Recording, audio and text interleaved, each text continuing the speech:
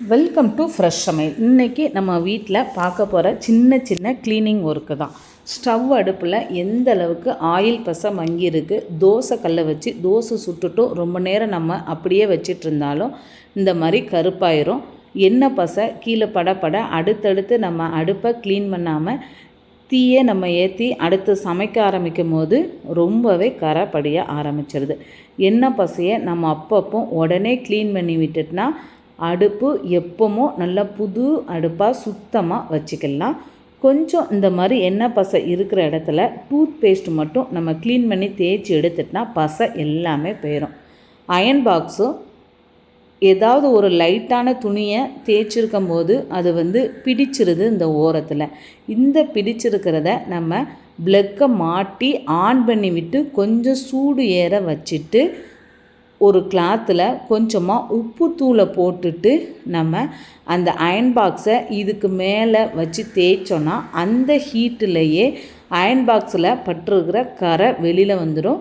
இல்லை இந்த கிளாத்தை மூடி போட்டுட்டு கூட தேய்க்கலாம். ரொம்ப ஹீட்டு வைக்காமல் 0.1 வச்சுட்டு சூடாக இருக்கும்போது லைட்டாக கரை இருக்கிற இடத்த நம்ம தேய்ச்சி எடுத்துகிட்டு இருக்கும்போது கரை இருந்தது போயிடும். இந்த மாதிரி கரையோடு நம்ம அயன் பண்ணும் போது ஹீட் ஏற மற்ற நல்ல ட்ரெஸ்லையும் கரை படிய ஆரம்பிச்சிருது.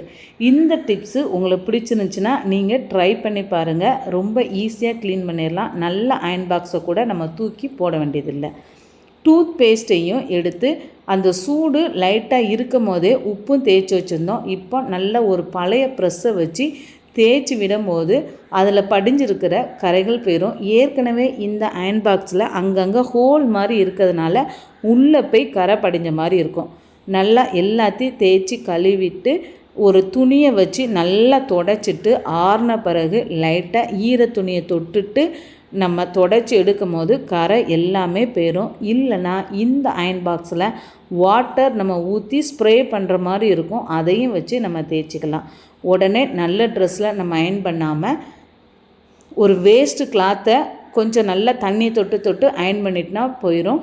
எந்த அளவுக்கு கரை படிஞ்சிருந்துச்சோ அந்தளவுக்கு அந்த கரை எல்லாமே போயிடுச்சு. அந்த ஹோலில் மட்டும்தான் லைட்டாக இருக்கிற மாதிரி இருக்கும். அதை தொடச்சிடலாம். சின்ன குக்கரில் நம்ம தீ அதிகமாக வச்சு சமைக்கும் போது அந்த குக்கரோட கைப்பிடி சீக்கிரத்தில் டேமேஜ் ஆயிரும். அந்த மாதிரி டேமேஜ் ஆகாமல் இருக்கிறதுக்கு சின்ன குக்கரை எப்போவுமே நம்ம கொஞ்சம் மீடியமான தீ ஹீட்டில் வச்சு தான் சமைக்கணும். அப்போ தான் அந்த விசிலும் சீக்கிரத்தில் வேஸ்ட் ஆகாமல் இருக்கும். இந்த டிப்ஸ் எல்லாம் உங்களுக்கு பிடிச்சிருந்துச்சுன்னா லைக் பண்ணுங்கள், ஷேர் பண்ணுங்கள்.